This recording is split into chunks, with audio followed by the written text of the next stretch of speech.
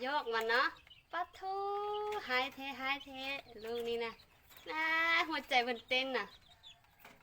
หัวใจมันเต้นแหงแล้วได้วันนี้นะเธอตัวนี้เทอุ้ยยกกับบ่ได้เนาะตัวนี้นะ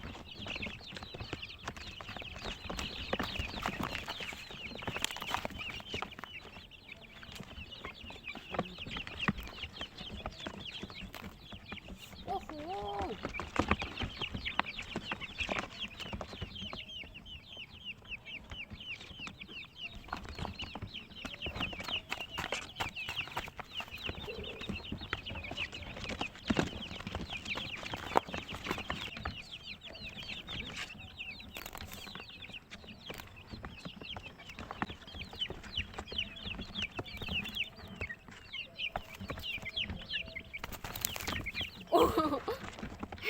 แหงไกลเนาะ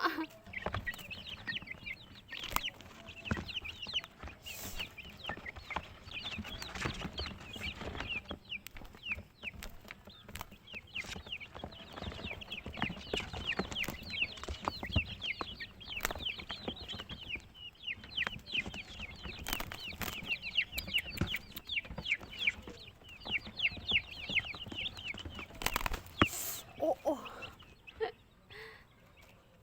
เจ็บแหงแล้วเนาะ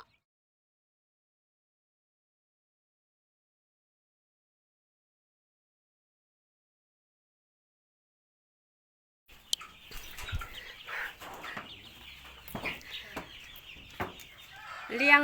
งไก่ปันเลี้ยงลูกเลย